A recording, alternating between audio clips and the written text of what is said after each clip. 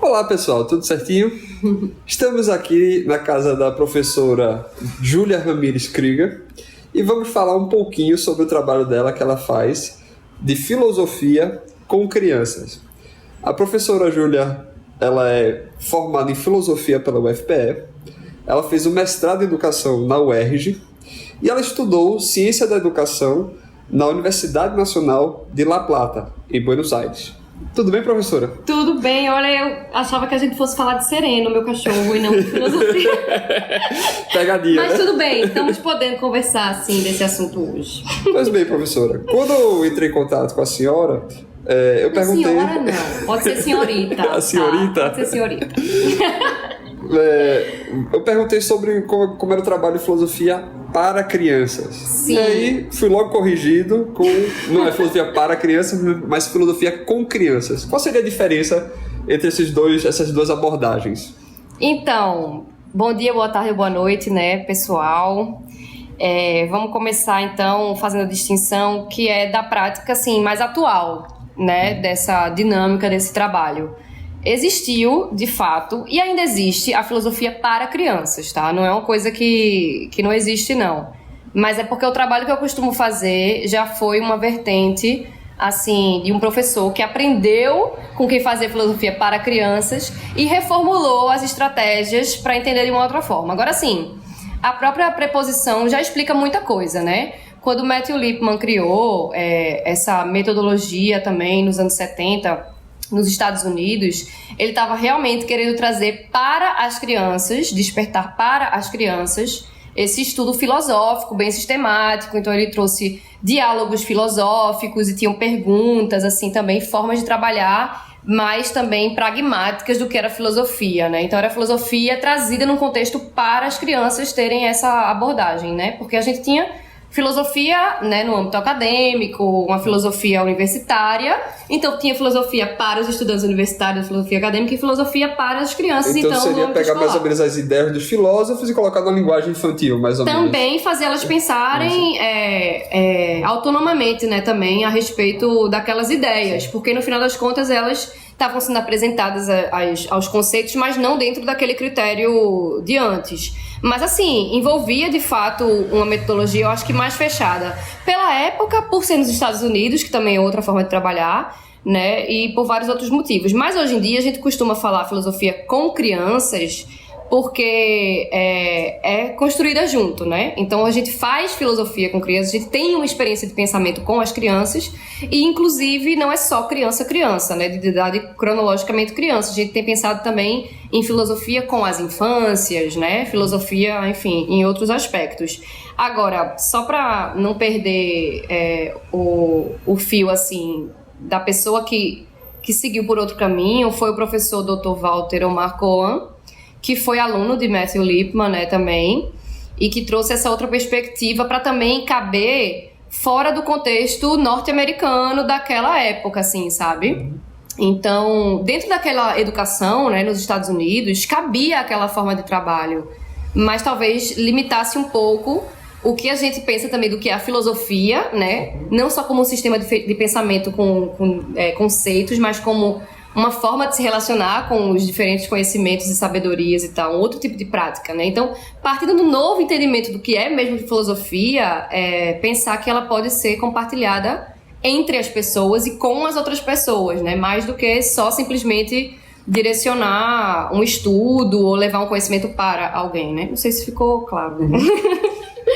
E assim, muita gente criticaria no sentido de que acha que talvez sei lá, cedo demais você falar de filosofia para criança, porque filosofia é um negócio tão complexo, tão complicado, tão difícil, tão viajado, né, que fica assim. E será que realmente tem efeito com crianças? Elas conseguem participar, elas conseguem acompanhar? Sim. Ou talvez elas só teriam a capacidade de realmente receber, né, de fazer o para? Ou em que medida elas podem realmente contribuir no diálogo filosófico? É uma boa pergunta. É interessante. Eu costumo trazer Epicuro, né? Que tem no livrinho. É um livrinho pequenininho que fala, é Carta sobre a Felicidade, né? E ele fala assim, na verdade, para ninguém pensar que é cedo ou é tarde demais para filosofia, porque é como se fosse você delimitar quando é cedo ou tarde demais para você cuidar da saúde do espírito. E se você acha que é tarde demais ou que é cedo demais, é porque não chegou a hora ainda, ou que é tarde demais para você ser feliz. Porque essa prática filosófica tem a ver também com a felicidade, assim, no sentido bem mais amplo também do caso da Grécia e de eudaimonia, é outro conceito, mas aí são outros vídeos que Cédric vai explicar para você os conceitos. Não, mas assim, eu acho que a contribuição é o olhar infantil mesmo, no sentido mais amplo possível. A gente também pode falar nesses termos de entender o conceito de infância, mas é o que a gente sempre fala do assombro, né, do espanto, do interesse, assim, genuíno, assim, puro do olhar infantil. Então, eu acho que a filosofia feita pelos adultos, de adultos para adultos ou de adultos para crianças, ou a filosofia acadêmica, ela às vezes está muito fechada também ao que já foi dito, e ela deixa de se surpreender, inclusive, com coisas cotidianas mais óbvias. E a filosofia está em todos esses lugares. Então, as crianças, até onde eu vejo, elas já trazem naturalmente uma perspectiva. Acho que é o carro do ovo passando. Elas trazem essa perspectiva, e dá pra filosofar a respeito do carro do ovo, tá, gente? Tudo é possível. Elas trazem, na própria dinâmica, a potência que é você tá pensando nas coisas como se fosse a primeira vez. Então, assim, a contribuição, assim, a dinâmica, né, de fato, como acontece, ela traz uma contribuição já meio que natural, né? Porque as crianças naturalmente já fazem perguntas, né?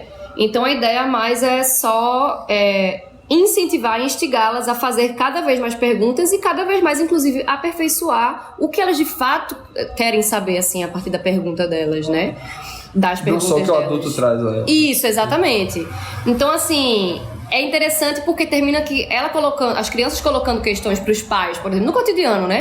As crianças no dia a dia fazem perguntas para os pais. Tem até umas páginas, assim, hoje em dia, que colocam frases de crianças e diálogos, assim, e tal, sempre coisas muito inusitadas. As crianças também, às vezes, são mais literais, e aí fazem pensar no sentido das palavras, né?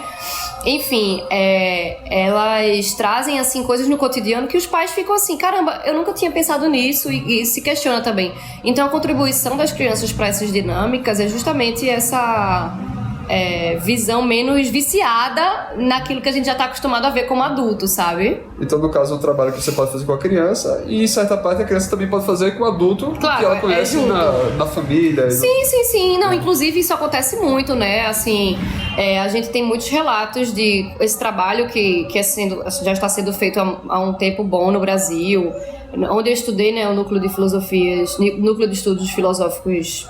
Não, é porque mudou o nome, tá? NEF é Núcleo de Estudos de Filosofias e Infâncias. Antes era Filosóficos da Infância, mas agora é Filosofias e Infâncias. E os trabalhos ali, que são de projetos de extensão também nas escolas da periferia do Rio de Janeiro, mas assim, outras escolas do âmbito mais privado, em outros lugares também que adotam projetos assim, sempre tem um comentário do pessoal de casa, quando tem reunião com os, né, pais e professores, de dizer assim, meu Deus, assim, essa criança agora tá ainda falando mais coisa, fazendo a gente, né, se questionar mais, perguntando, porque a dinâmica, ela é levada mesmo pro cotidiano, é massa isso. É muito legal. E nesse sentido, assim, além da criança levar o adulto, seria possível fazer esse tipo de dinâmica de abordagem com os adultos também diretamente? Ah, sim, claro, porque aí a ideia de infância que eu tava falando, ela tem essa perspectiva de entender que a infância não é só um momento cronológico da vida do ser humano, assim, né? Existe uma compreensão desse termo como o que não pode falar, o incapaz de falar, mas isso aí já foi reavaliado pedagogicamente por alguns estudiosos, porque na verdade é só assim, a questão de não estar autorizado, claro, no âmbito inclusive jurídico, legal, né, para falar algumas coisas. As crianças não têm ainda essa autorização do adulto, mas a ideia do início, né, de uma fala como talvez assim, se você pensar, uma pré-fala, um pré-verbo inclusive, que as crianças sentem antes de conseguir, né, racionalizar aquilo. E aí, elas, por sentirem também, elas expressam de outras formas as emoções e os sentimentos delas e usam outras palavras, outras linguagens. Então, assim, não fica restrito a essa infância cronológica, porque a infância ela pode ser pensada também dentro da vida de qualquer pessoa, em qualquer fase da vida. A infância não cronológica ela está mais ligada ao que se explica, e isso também o próprio professor Walter Cohen explica muito bem, assim, em vários lugares. Mas a gente já fez estudos assim das próprias palavras, da etimologia também da palavra tempo em grego, que são 3 palavras diferentes, né? Tem aion, tem cronos, né? E tem kairos. Cada uma dessas pensa uma coisa diferente, mas a diferença, por exemplo, do aion, que um amigo meu foi pra Grécia e descobriu que era ion que se falava. Que não era aion, se escreve aion, mas fala ion. E aí, esse tempo, ele é um tempo da intensidade. O tempo cronológico é o tempo mesmo do relógio, e o kairos tem a ver mais com aquela coisa de oportunidade, assim, de um acontecimento muito pontual também, né, no tempo. Mas o tempo da intensidade, que a gente associa mais ao tempo da infância, é o tempo da potencialidade dos inícios e de, inclusive, caber em outras linguagens, que não necessariamente seria também a falada, necessariamente, pode ser outros tipos de linguagens. Então, os adultos, eles podem passar pelos mesmos processos, assim, da dinâmica, que tem a ver com apresentar um texto, apresentar um gesto, apresentar um... O texto aí, nesse caso, não é só escrito, né? Cabe qualquer linguagem textual, seja dramatúrgico, musical, enfim, em várias artes a gente leva, às vezes, só uma cena de alguma coisa para pensar um tema, e a partir daí se fazem perguntas e se discute, se decide coletivamente, né, como conduzir, e a partir daí a experiência de pensamento mesmo, que a gente costuma chamar de experiência de pensamento filosófico. E aí o que acontece?